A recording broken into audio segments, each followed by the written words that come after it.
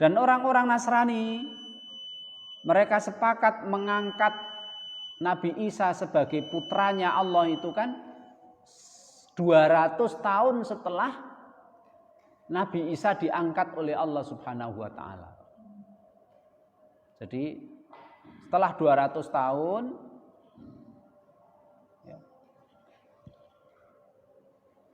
kerajaan Romawi itu agamanya agama Yunani, Pak. Agama Yunani itu ya Tuhane akeh. Ana Tuhan matahari yang diperingati setiap 1 Januari, ada Tuhan Zeus duwe anak karo bojone jenenge Hera, anake jenenge Hercules, Pak. Itu kan cerita bohongnya orang Yunani, kayak gitu agamanya itu. Anake sing jenenge Hercules iku dicolong setan. Terus dikasih minum apa itu minuman sehingga dia tidak jadi dewa. Dadi wong ning kekuatane kaya dewa. Itu kan cerita asatirul awalin, cerita bohongnya orang. Jadi agama-agama Yunani itu, Pak. Di laut ada Tuhan katanya. Tuhan laut itu nggawa tombak, terus ana lincipe telu. Apa jenenge? Trisula. Jenenge apa iku? Tuhannya apa namanya yang di laut itu? Itu agama Romawi itu agamanya Yunani seperti itu, Pak. Ya. Ketika orang pendeta ini berdakwah di wilayahnya kerajaan Romawi, berdakwah supaya orang-orang mengikuti agama Nasrani.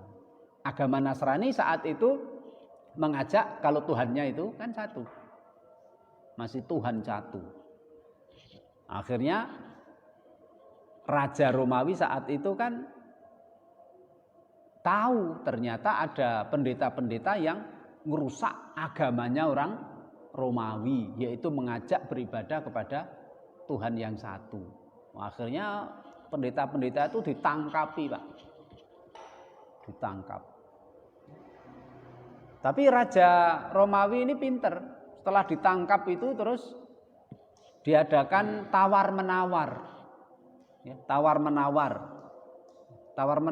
untuk mencampur dan menyatukan agama. Ini menurut analisa sejarawan kita namanya Imam Ibnu Katsir.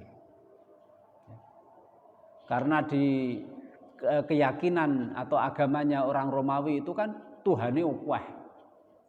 Ning pendeta saat itu membawa agama yang Tuhannya satu Allah. Akhirnya dilakukan kolaborasi, ya dicampur.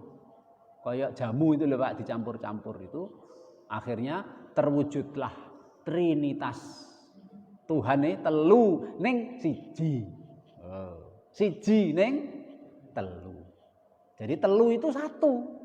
Satu itu telu. Angel ta, Pak? Angel. Makanya mereka itu dalam memahami satu itu telu itu satu ya memang sampai botak kepalanya wis ora paham-paham. Nah, kita umat Islam ini jelas. Qul huwallahu ahad. Allahus somad lam yalid walam yulad walam yakul lahu kufuwan ahad. Jadi kepercayaan agama yang mudah diterima oleh otak manusia ini adalah kepercayaan agama Islam. Kepala keluarga aja satu, lurah aja satu, kayak camat 2 apa 1, Pak? 1, bupati 1, ana loro, wah repot mangke. Gubernur 1, presiden 1, apa ana tumun Pak presiden loro, raja loro dalam satu tempat, enggak ada. Dunia ini, Pak, alam semesta ini kalau Tuhannya lebih dari satu, wis rusak dari zaman dulu. Makanya Allah Subhanahu wa taala berfirman, "Lau kana fihi ma alihatun ghairullahi lafasadata." Seandainya di alam semesta ini ada Tuhan selain Allah, sudah dari dulu langit dan bumi ini wis rusak. Kita enggak terbayang, Pak, ya, seumpamanya di Indonesia ini presidennya loro, Jokowi karo Kemarin siapa Pak? Prabowo saatnya wis dadi kabeh loro. Piye Pak Jal? Remuk negara kita. Sing siji BLT, sing siji ora, BLT ora, repot kabeh. Sekolah libur, ora libur, libur, ora libur. Akhirnya sekolah libur, ora libur. Piye itu Pak? Rek-rek udah. Gitu. Atau udah kompromi, ya. Salah satu ngalah. Masa penguasa kok kalah, ya kan? Itulah. Ini mau contoh saja, ini contoh. Jadi kalau Tuhan itu kok ada lebih dari satu, kok ada Tuhan selain Allah Subhanahu wa taala, rusak bumi ini. Saya takdirkan dalam kandungan ibu ini anak lanang. Tuhan yang satu, moh aku wedok. Lahir ora lanang ora wedok, Pak. Rekoso. Naudzubillahi min dzalik. Lebih lagi, Pak. Saya takdirkan mati. Tuhan yang lain, saya takdirkan hidup. Akhirnya ora mati, ora urip. Rekoso. Jadi inilah Pak. Jadi keimanan mereka kepada Tuhan itu keimanan yang dicampur dengan kesyirikan. Dzalika qauluhum bi afwahihim, itulah ucapan yang mereka ucapkan dengan mulut-mulut mereka.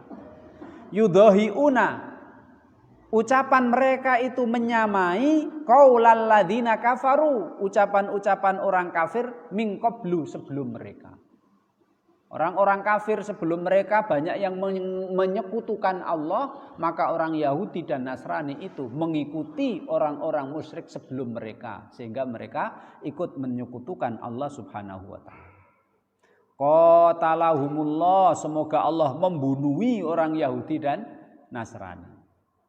Anna yufakun, bagaimana mereka kok bisa diselewengkan.